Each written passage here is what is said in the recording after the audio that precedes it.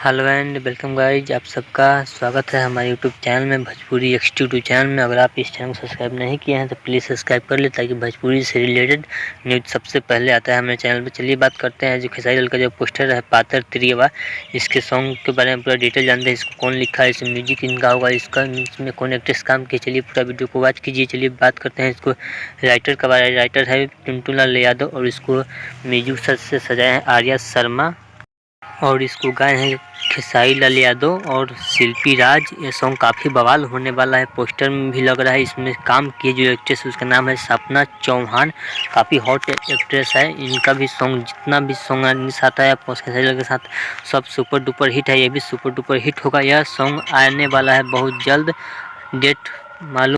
यह सॉन्ग आप सबके सामने कल है 15 तारीख को 6:30 सुबह 6:30 में सॉन्ग आ जाएगा, आप सब जाकर सुन सकते हैं।